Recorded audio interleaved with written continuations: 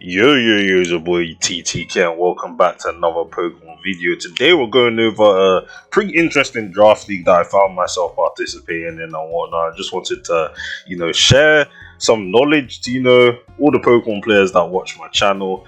This is like some tips for draft league content in general and stuff like that. But yeah, if you're interested in more draft league content coming from the channel, please consider subscribing to the channel for more of that content. We're on our way to 1,000 subscribers by the end of the year, so hopefully we're able to reach that goal.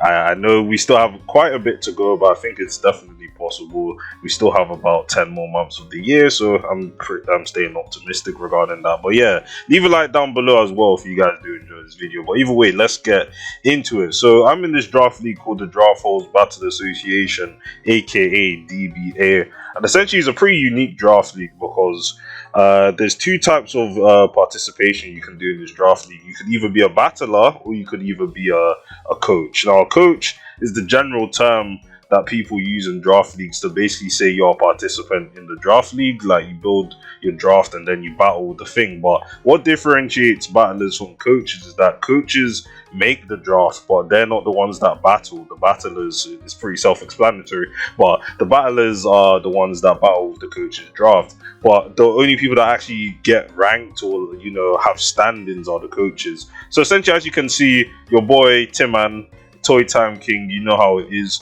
We're currently 2-0 in this draft league. So 2 battlers have used my team and I've won both weeks in a row. Now we're in week 3 as this video is going to be coming out onto my channel. So I could be 2-1 by the end of this or 3-0. We'll have to see how my battler does. But either way, it's quite an interesting draft league because I don't have any, participation in the battle whatsoever. So it's not down on me if I win or lose. Well, on the building side, I guess it is, but it's mainly the battler's ability to win the matchup and know what to do in the right turns and stuff like that has made me 2-0. But either way, let's quickly go over my draft a little bit. And I was kind of building on vibes. I'm not gonna lie to you, I was kind of building on vibes. Like, I know I wanted to use, I was so close to going Mega Lopunny first pick, but I was just like, nah, let me try and use some of these new Gen 9 Pokemon in it, because I was just like, you might as well, when Gen 9 Nat Deck draft, we might as well try and use some of the new Pokemon. So I decided to go Iron Bundle because this one is kind of a pain in the ass. It's pretty fast, it hits very hard, and it's pretty much, it's hard to find defensive answers for Iron Bundle, especially in draft where, when a mon already has such few answers, and then, in draft as well, you're not able to use said few answers unless you actually draft them. That's what makes Iron Bundle so dangerous. And then we go Dragonite, which is actually insane because of terrestrialization. So Dragonite is one of my Terramons that I'm able to use. And obviously Terra in draft is something that has to be restricted in some sort of way because it could just be broken as hell. So you have to restrict in certain ways. And how this draft league has started restricting it is the fact that only 2 of your Pokemon are able to terrestrialize on the team, and their points have to add up to 25 or less. So obviously you can see at the bottom, this is everyone's Terra Captain. Dragonite is my Terra Captain at 19, and Bastiodon is my Terra Captain at 1 point. So it has to add up to 25 or less, and everything here until Gloom is minimum 10 points. So 19 plus that would obviously be beyond 25. So yeah, I kind of just had to choose Bastiodon. Maybe I could have chosen Kadabra, but I did choose Bastiodon because his defensive utility, that is a mon that has very high defenses but is let down by his typing that has 2 times full weaknesses. So being able to terrestrialize into something, maybe water type, means you basically have no quad weaknesses. So that's what I wanted to go Terra Bastiodon. But the rest of it was just vibes. I wanted to use Mega Aggron. It seems like a pretty cool Pokemon. Great Tusk too. I only have 2 Gen 9 ones here, but the rest are pretty kind of interesting. As you can see, I went pretty top heavy in this draft. A lot of these guys are very expensive, and then I had to get these 1-2 pointers, but they put in the work, so I can't really complain so far. Your boy knows how draft works, bro. We just know how to get this stuff done. But yeah, you're probably wondering, what's the point of me making this video then if I'm just explaining the draft? Well, we're gonna go over my games that I've currently played, or I haven't currently played, but the battlers that I've used my draft as have currently played. And yeah, there's only 2 games so far. I will try and make one every week if I can. life is just getting a bit busy. But yeah, let's look at week one. And week one, we're up against Reels here. As you can see, he's drafted right next to mine. And when we get into the replay, I'll leave the draft on the screen so you guys can actually see what Pokemon he could have brought to the table. But yeah, I have my team here, and the biggest problem I think with Reels was obviously Mega Alakazam, for example. So I had to bring Mega Aggron, which obviously can take the hit quite well. Filter, this one is very, very bulky on the special side, and you don't really have to invest in physical defense because Mega Aggron's defense stat is like 230. So you can just invest in max special defense. I did bring Iron Bundle because Iron Bundle, is a pain in the ass. Like what's he switching to Iron Bundle if it clicks the right move? Like absolutely nothing. So we brought that. We also brought Terra Normal Dragonite E-Speed because that is the set of all time in Generation 9. Dragonite is amazing, and we did have attack on Dragonite, which was Hurricane, because as you can see, there's a Tangela on Reels' side, and Hurricane just automatically Oko's Tangela pretty easily because it's still stab on Dragonite. Like Dragonite still has 100 base special attack, so it's very, very strong in that regard. And then we brought Kebia Berry, Clefable, which is the poison reduction berry. I guess like I did want Nidoking to not Oko me straight away so I could at least guarantee rocks. Like we don't really do much else to Nidoking, but at least we get to live a hit, potentially get on rocks, and go from there. And then the rest of the team is pretty like self-explanatory. Like I did bring Moltres as well because like once Florges was dead, potentially if they decided to bring that, like the one kind of just goes in with agility and nasty. Oh, I just went nasty plot 3 attacks. Either way, like nasty plot was a pretty decent breaker, I felt. But yeah, let's get into the replay now. And as you can see, like people are using some sort of code names. We don't know, like we know who the battlers are, but we don't know which battler is fighting in any specific game at a time. But yeah, this is the team, and like obviously I was not playing the game, so I can't speak on what they could do, but like certain turns I'll like kind of explain and give some insight to the battles. Just it's an improvement thing for certain players. But yeah, let's start off. So I might put on slow mode. It depends on how fast this moves, or I just pause it like in time.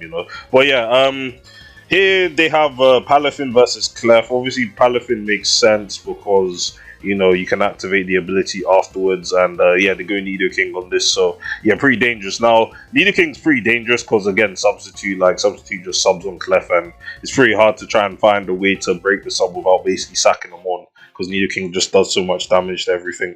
But they decide to baton pass into Mega Aggron, which at least takes 1 Earth Power. I think this is Mega Aggron's role this game. It takes 80. It's not a guaranteed Oko, of course, just because of filter, and you just have to sack the Mega Aggron, which is a shame really, because Mega Alakazam just goes in now. But Iron Bundle comes out, and the Florges is their response, and it still does 41. So yeah, what a great response indeed. Like if Hydro Pump came out, that pretty much was going to. I mean, he's 90 versus 110. I can't do maths in my head right now, but that might have been a roll to, 2-hit kill off the rocks. But yeah, like Iron Bundle does so much damage, and like they go Clef here, which is interesting. I probably would have. I mean, there isn't really any good response to Florges right now because Mega Aggron's dead. But Great Tusk comes out, Proto activates with the boost energy and have an attack boost. So they swap out, like, because Tangela was obviously going to come in there. Let me just see what we had on the Great Tusk, because realistically, you could have potentially gone for Ice Spinner there for damage, or even CC. Well, I wouldn't CC, because Headlong Rush on Florges would have just killed it there, to be fair. But they missed Sleep Powder, unfortunate, but what can you do? And like, it is looking a bit grim right now, because like, they go for Leech Seed here on my Moltres Galar here, and they go Florges. Like, breaking the Florges is an issue now, even though Iron Bundle can pretty much go away with it. But we have the nasty plot Moltres here, and Hurricane misses. I mean, it just happens. I can't really fault them for that. It's a 70% accurate move, and they keep going out to Clefable. Not like we again, we have no switches to Moonblast other than Clef, to be fair, but the slow baton pass is working out well because we get Iron Bundle freely without it taking damage, and Choice Specs is gonna hurt like hell. So they flip turn here. I don't know why they flip turned. Like, they don't really have any switches to this in the first place. They do have Energy Ball, which is something I just noticed specifically now. And, they softball there. and now Nidoking's back into Sludge Wave. I do take a crit on the Kebia Berry, but we still managed to live that, which is actually pretty clutch. So we got Iron Bundle in again, and like if I was in this situation, I'll just start clicking Hydro Pump. Like I know it's like pretty inaccurate, but like you need to be chipping the Florges a lot better here. I'm not gonna lie. They do go for the Hydro Pump, which does 49, so you know Florges is dead in the next hit. They do protect. You know they're cutting it closer because like it did 49 and Hydro Pump missed, which is quite unfortunate. I'm not gonna lie.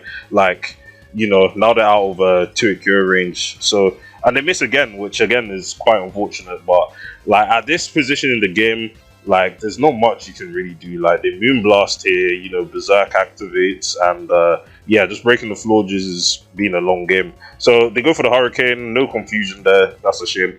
But at this point, like you kind of just have to, you know, start sweeping with Dragonite. So Dragonite comes in, Terra normals, starts DDing, and you know, Floor just doesn't really have anything to hit this with. Like, not gonna lie, multi-scale activates there, and they go out Nidoking again, and my battler decides to DD again, which was actually a pretty solid play from then. I would have done the same, because Floor just wasn't doing any damage. But yeah, they go on to Alakazam here.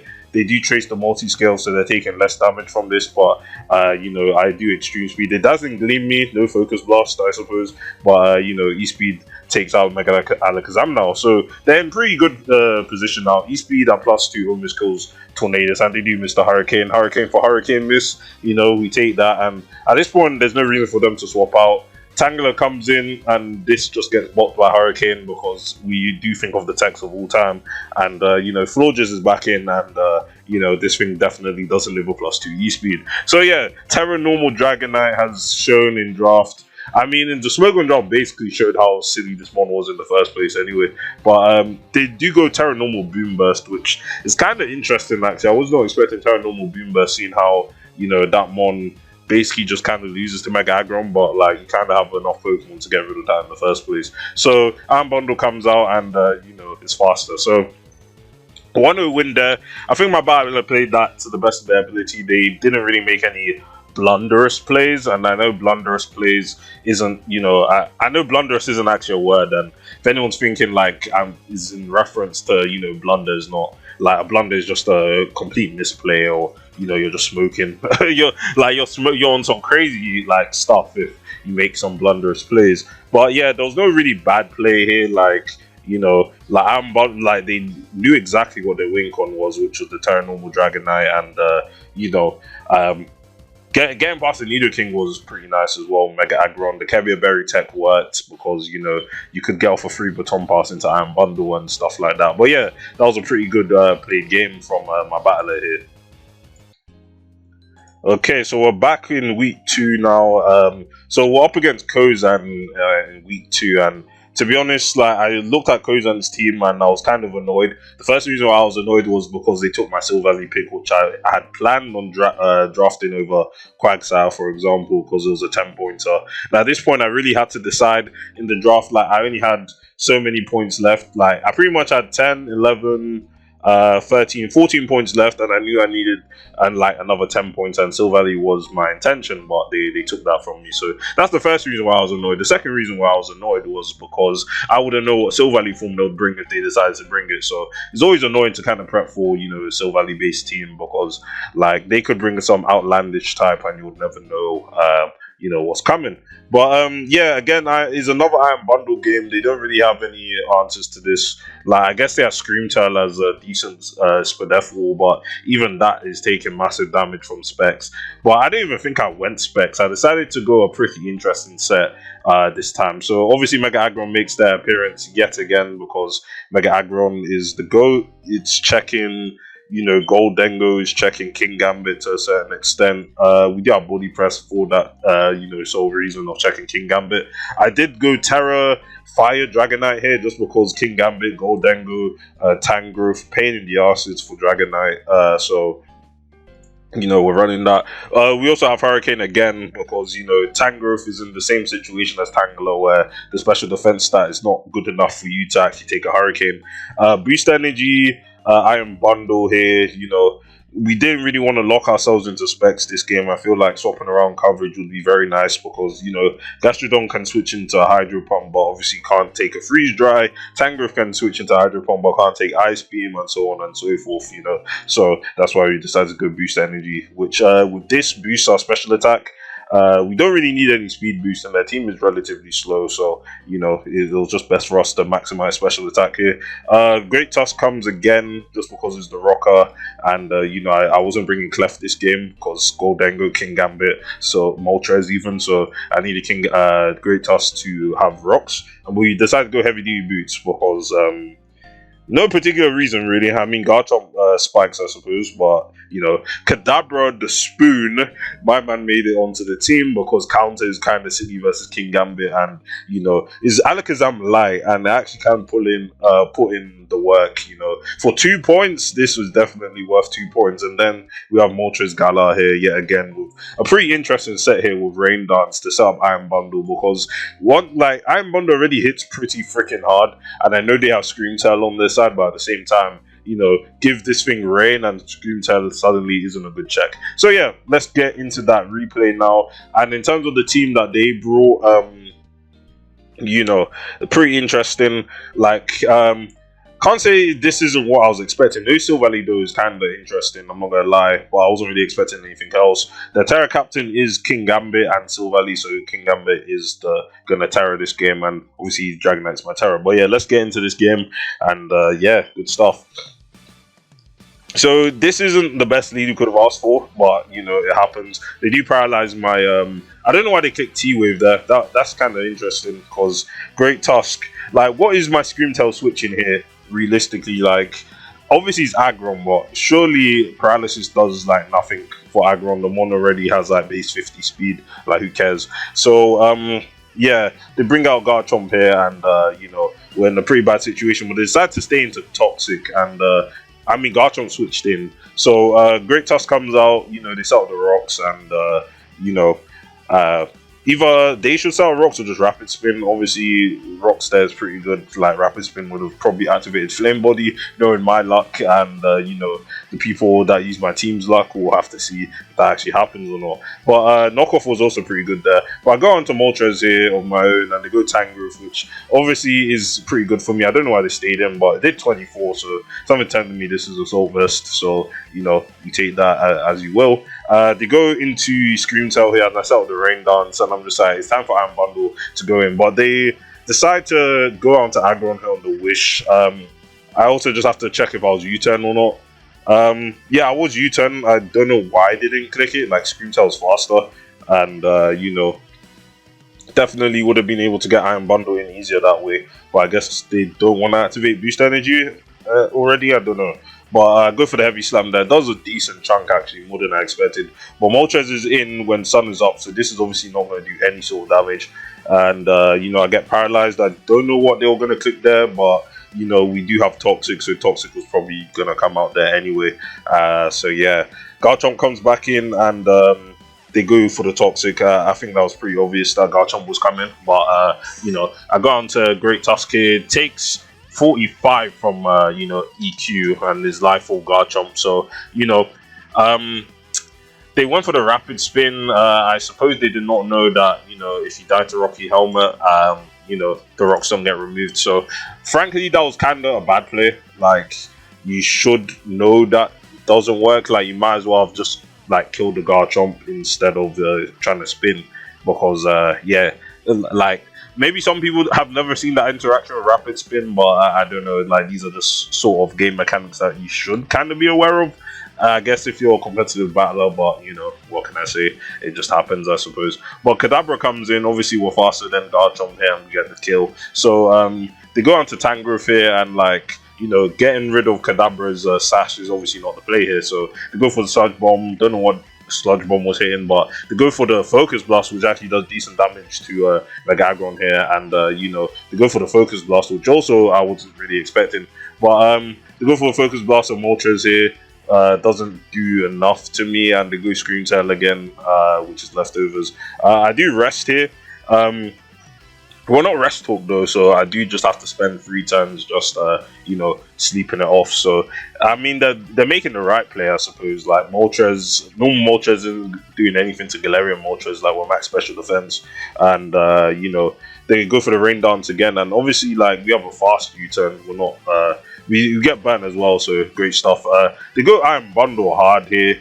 I don't know how I feel about this, but Mystical Fire comes out, still does 30 in rain, which is kind of unfortunate. And it is a shame that happened. Like Hydro Pump still does 32 to Tangrowth. Like Ice Beam's killing, obviously. So the Ghost Screamtail here, they do get the Ice Beam, and I don't know. I don't know how I feel about going hard. I'm bundled there because like getting it free on the switching means like something like Tangrowth's getting folded, the Screamtail's getting folded. But yeah, they try and T-Wave there. Don't know if that was the play, but yeah, it's looking like breaking the Screamtail is going to be a bit of a hassle. But we decide to rest again, which is obviously the ideal play for us here. But like the enemy is not really taking advantage of us, not being sleep talk. Like they could have easily gone, King Gambit potentially. I don't know what Terra is, but it could have been something that could have beaten this. So I go for the Fiery Wrath. They get the flinch. I keep saying Iron, but it's not me going for this. But yeah. It's a shame that my Moltres is fast. I don't even think I'm running any speed. Like, am I running it? Like, I'm running no speed, and I'm pretty sure we have the same speed tier. So either I'm winning every speed tie, or they're like a speed minus nature, or like less speed IVs, or they just try to undercreep my Moltres. Like, I'm so confused. But obviously they won the speed tie there, and obviously Iron Bundle comes in, which is obviously the most ideal situation. Maybe I should have gone 29 in speed IVs, so I was always slower. But yeah, Hydro Pump does 51. Imagine with boost energy, bro. Like, this Mon would have just been killing things. But yeah, this is why Iron Bundle is, the Pokemon of all time, especially with like the Rain Tech. Tangrowth comes back in. Hydro Pump, does 40. Like, even AV Tangrowth doesn't take any hits from Iron Bundle. But they decided to go Gold Dengo on the Ice Beam, I'm predicting. Probably should have gone for Hydro Pump. Like, I don't know. It's pretty easy. But they do reveal the Scarf Gold Dengo, and, we're down the Pokemon now. So they go on to Dragonite, and obviously it's time for, setup opportunity with Dragonite, because multi-scale is an ability. So they're in a pretty good position, I'm not going to lie. They do Terra Fire here, gets the kill on Screamtail, and, Terra Dragonite should just finish off, the rest of these guys. But they do trip me in the Choice Scarf. Doesn't really matter, even at this point. Like, Moltres is back in. I do go for the Terra Blast. Does, like, kind of annoying damage, I suppose. But yeah, they keep Terra Blasting. At this position, I don't know what you even go out into. Like, you could try and stall out the, Roost on Moltres, or you could, go with Moltres Galar here, or even sack Mega Aggron. I don't know, but like breaking this is just kind of long, especially now that we're, choice locked, so we can't really do much about that. But they do decide to go Moltres, Galarian Moltres here. And yeah, at this point you just have to stall out the Roost. But Berserk activates, doesn't really do much for me, but just rest here. And yeah, like not much. Like they keep going Moltres here. Like that Toxic Omega Aggron probably would have been nice to beat this down, but they're still in a position where you can win the game, because like realistically all you have to do is stall out Moltres, Roosts, and there's not much else you have to do. But they decide to finally bring out the King Gambit. The Supreme Overlord activates. I do U-turn here, and I'm able to get in Kadabra. My opponent might not know about counter, and obviously they don't know about counter because they click Sucker Punch when Kadabra actually has like no moves to hit this Pokemon with. Like Kadabra does not get Focus Blast like Alakazam does. Hidden Power is not allowed in this draft league, and yeah, like if they were like SD, probably would have like lost the game, but obviously they just went for the counter straight away. So it seems like my opponent was unaware of what Kadabra is capable of. But yeah, I go Dragonite hit on the Tangrowth. They do knock me off, which obviously frees me from being choice locked, which is actually pretty nice. And we'll have to use Land Hurricane in perfectly accurate range. So not only did the Hurricane help for Iron Bundle's water damage to do good, but for Dragonite to land Hurricane perfectly accurate against the Tangrowth. But yeah, they only have Moltres now, and I'm pretty sure Moltres versus Moltres can just be 1v1 pretty easily. But yeah, they pretty much solidified their win here after taking out the King Gambit. But yeah, Counter Kadabra did his work, and at this point there's no like I do get the flinch there, and I'm like winning speed ties. So yeah, pretty solid game for my battler here. The only turn that I would say was a bit questionable was obviously, you know, Great Tusk on Garchomp. Like, you have to be aware of these things with Rocky Helmet, that rapid spin, if you die while spinning, you don't get rid of your hazards. But yeah, pretty fun games, all things considered. I won't lie to you guys, my next matchup is looking a bit long, so I will not blame my battler if they lose the game. But yeah, just want to thank you guys for watching this video. If you stayed until the end, hopefully this gave you some sort of insight into, you know, just how to battle in general. Like, I know I wasn't giving any particular tips, it was more like I was just judging the plays, whether, you know, they're making good plays or any alternative plays. But stuff like that does help if you're trying to get into competitive Pokemon and stuff like that. But yeah, thanks for watching again, guys, and I'll see you guys in the next one. Peace.